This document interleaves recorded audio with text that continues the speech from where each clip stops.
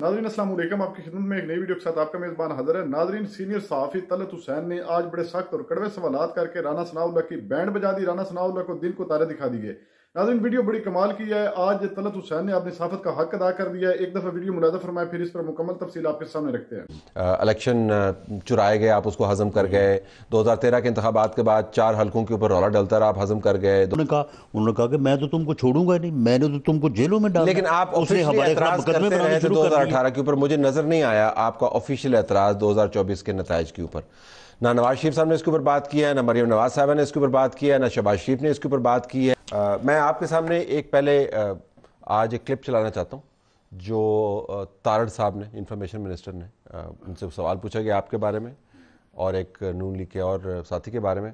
तो उसके ऊपर उन्होंने इख्तलाफात के ऊपर कुछ बात की। ज़रा वो सुन लेते ताकि बात का आगाज़ उससे हो। जी प्ले करें जी। सनाउल्लाह साहब और मियां जावेद लतीफ़ आजकल जो मुख्तलिफ चैनल पर जाके इंटरव्यूज़ देते हैं और जिस तरह का उनका लहजा, वो बयानियाँ पीटीआई के करीब तरीन बयान करते हैं, इसकी क्या वजह है? वो दोनों क्यों इसकी लाइन ले रहे हैं? देखिए, आज़ादी इज़हार राय है और जमहूरियत का हुस्न है कि पार्टी के अंदर भी जब हम बात करते हैं हमें इजाज़त है कि हम खुल के अपनी आरा का इजहार करें। उनकी आरा से इत्तेफाक करना ना करना वो एक अलग सवाल है, मगर मैं ये समझता हूँ कि वो अपनी आरा का इजहार कर रहे हैं और मेरी तो उनसे ये इल्तमास होगी कि पार्टी के अंदर बहुत गुंजाइश मौजूद होती है इख्तिलाफ राय की, तो कैमरे के सामने पार्टी की पॉलिसी बयान करनी चाहिए और कैमरे के पीछे पार्टी की पॉलिसी से इख्तिलाफ राय करना चाहिए। ये एक बेहतर तरीका है इस चीज़ को। मेरे लिए जवाब से ज़्यादा जो सवाल अहम है, लोगों का ख्याल ये है कि आपकी लाइन जो है ना पीटीआई की लाइन के करीब तरीन है। ये परसेप्शन गलत है, दुरुस्त है, क्या है? नहीं, देखें, मामला ये है कि अगर एक बात दुरुस्त है या सच है तो उसे अगर मैं बयान करूं और अगर आप भी बयान करें तो ये कोई ऐसा तो नहीं है कि आप मेरी लाइन को जो है वो टो कर रहे हैं। मामला ये है कि जो इलेक्शन फरवरी 2024 है, पीटीआई का ये मौक़िफ़ है कि ये फेयर इलेक्शन नहीं है। मेरा ये मौक़िफ़ है कि हाँ, फरवरी 2024 के इलेक्शन को फ्री एंड फेयर नहीं कहा जा सकता, लेकिन 2018 का इलेक्शन भी फ्री एंड फेयर नहीं था। पाकिस्तान में 77 से लेके फरवरी 2024 तक जितने भी इलेक्शन हुए हैं, हमने जब से उस वक्त कॉलेज स्कूल का ज़माना था आज तक, मैंने तो हर इलेक्शन के बाद देखा है कि हारने वाले ने कहा कि जी धांधली हुई है, जीतने वाले ने कहा कि जी ठीक हुए। लेकिन तो यही सूरत हाल जो है वो होता ही है ना। यही बात जो है ये 2024 के इलेक्शन में है। लेकिन सोशल मीडिया में वो दोस्त ये करते हैं कि वो 2024 की बात को काट के बयान करते हैं, दूसरी बात को जो है वो अलग करते हैं। लेकिन 2024 और 2018 में फ़र्क किया है कि 2024 में आप जीते हैं, तो जीती हुई जमात के सीनियर मेंबरान की तरफ से जब ये आता है जी ये फ्री एंड फेयर नहीं है, तो उसका नतीजा कुछ और तज्जियाती तौर पर समझा जाता है। अगर आप हारे हुए, पीटीआई तो हारी हुई है ना, उनका ख्याल है जी कि हम केपीके में जीते हैं लेकिन दूसरी जगह भी जीते हैं, हमें हरवा दिया गया। आपकी तो हुकूमत है, पंजाब में आपकी हुकूमत है, मरकज में आपकी हुकूमत है, तो जब आप कहते हैं कि पीटीआई भी ऐसा नहीं कहती, पीटीआई ने कभी नहीं ये कहा कि केपीके में जो है वो धांधली हुई है, उन्होंने कभी नहीं कहा। लेकिन आप जब कहते हैं जिन सीटों से वो जीते हैं उन्होंने कभी नहीं कहा कि वहां पे जो है, आप जब कहते हैं तो आपके साथ फिर कहां पे धांधली हुई है? पंजाब में तो आपकी हुकूमत है, मरकज में भी आपकी हुकूमत है, तो आपके साथ कहां पे धांधली? सुन लेना, पूरा गुजरात हमारे पीएमएलएन के जो शेर के निशान पे जिन्होंने इलेक्शन लड़ा, वो तो सर पे हाथ मार के मातम कर रहे हैं कि जी हमारे साथ यहाँ पे बड़ी ज्यादती हुई है।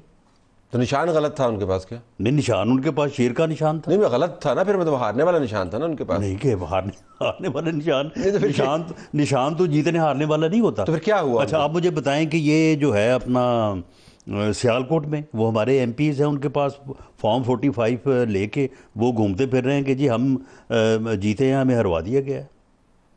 हरवा दिया गया है? तो किसने हरवा दिया है? देखिए, बात ये है कि ये तो फिर इलेक्शन कमीशन ने करवाया है ना, तो मीनिंग देयर बाई कि किसी भी इलेक्शन को 77 के बाद ये ख्वाहिश थी, सभी की ये थी कि ये इलेक्शन फ्री हो, फेयर हो, ताकि मुल्क में सियासी इस्तेहकाम हो, लेकिन वो मकसद जो है वो पूरी तरह से हासिल नहीं हो आपको सका। हरवा के, गुजरात हरवा के, फैसलाबाद हरवा के, गुजरांवाला हरवा के, लाहौर के अंदर रफड़ डाल के क्या हासिल होगा? मतलब अब मुल्क के अंदर इंस्टेबिलिटी कौन चाहेगा?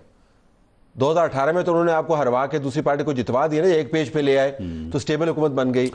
अब जो पीटीआई है वो भी रौला डाल रही है, और आप जैसे जो लीडरान हैं, जो जीते हुए पार्टी के नुमाइंदे हैं, वो भी रौला डाल रहे हैं, तो इससे फायदा किसको? नहीं, हमने तो इसमें बिल्कुल रौले वाली बात नहीं की, लेकिन जहाँ कहीं पे शिकायत है, वो आदमी जो है वो कैंडिडेट है, वो PMLN का है या किसी और जमात का है, तो उससे ये बात कि इलेक्शन जो है वो उस दर्जा फ्री एंड फेयर नहीं है कि जिसके ऊपर एतराज़ात, जिस तरह से पहले एतराज़ात 18 में हुए, 13 में हुए, 8 में हुए, 77 तक चले जाएं। तो मामला ये है कि पाकिस्तान में हमारा जो जमहूरी निज़ाम है, जो कि जमहूरी निज़ाम की बुनियाद है फ्री एंड फेयर इलेक्शन, उसे हासिल करने में हम अभी तक कामयाब नहीं हुए। तो आपकी जमात अगर ये बात की जाती है तो कोई और करे तो ये किसी और की लाइन हो जाएगी। मैं समझता हूँ कि ये एक सच बात है, ये हकीकत है, हमें इसके लिए कोशिश करनी चाहिए। कोशिश अब भी हमने की है, हमारा अब भी ये एज पार्टी हमारा रिजॉल्व था कि ये इलेक्शन फ्री होने चाहिए, फेयर होने चाहिए। लेकिन आपकी पार्टी ने उसके बाद इसको कबूल किया, और आपकी पार्टी ने आपके अलावा और दो और लोगों के अलावा ऑफिशियली इसके ऊपर कोई पोजीशन नहीं ली। नवाज शरीफ साहब ने कोई पोजीशन नहीं ली। एक बयान आया कि मुझे पता था कि मैंने प्राइम मिनिस्टर नहीं बनना, लेकिन आपकी पार्टी ने तो हजम कर लिया ना इसको। नहीं देखें, नहीं हजम तो हमने 18 में भी कर लिया था, हमने हजम करके ही 18 में जो है वो पार्लियामेंट में जाके, लेकिन आपने उसके ऊपर एतराज़ात किए थे। सुन लेना, इस पर तो एतराज़ कहाँ पे, आप ऑफिशियल एतराज़ कहाँ पे मुझे बताएं। हम सुन लें, हमने 18 में भी उस इलेक्शन को एक्सेप्ट किया और जाके पार्लियामेंट में बैठे, और as leader of the opposition the president of PMLN Mian Shahbaz शरीफ ने कहा कि इमरान खान साहब आप वज़ीर आज़म बन गए हैं, जो भी हमारे साथ हुआ उसको आप एक साइड पर रखें, आएँ बैठें, चार्टर ऑफ इकॉनमी करें। हमने तो मुल्क के बेहतरीन मफाद के लिए, जब उस वक्त भी एक नज़म कायम हो गया, एक इलेक्शन के नतीजे में हुकूमत कायम हो गई, तो हमने तो खल्फशार की तरफ जाना मुनासिब नहीं समझा। उन्होंने कहा कि मैं तो तुमको छोड़ूंगा नहीं, मैंने तो तुमको जेलों में डाला। लेकिन आप ऑफिशियली एतराज़ करते रहे थे 2018 के ऊपर, मुझे नजर नहीं आया आपका ऑफिशियल एतराज़ 2024 के नताइज के ऊपर।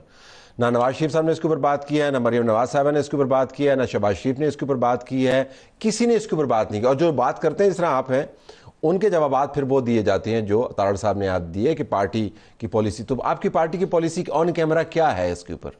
कि अब आप ऑन कैमरा है ना, क्योंकि उनकी हिदायत के मुताबिक ऑन कैमरा जब पार्टी की पॉलिसी बयान करें, तो आपकी पार्टी की पॉलिसी क्या है 2024 के इंतखाबात? पार्टी की पॉलिसी ये है कि जिस तरह से तमाम इलेक्शंस के ऊपर लोगों के एतराज़ात रहे हैं, वो एतराज़ात फरवरी 2024 के इलेक्शन पर भी हैं, लेकिन इनको रिज़ॉल्व करने के लिए जो एक आइन और कानून में तरीक़ाकार वज़े है, उसके मुताबिक जो है उनको दूर होना चाहिए। ये आपकी पार्टी की पॉलिसी है, और आपके ख्याल में ये हो जाएगा इस तरह रिजॉल्व?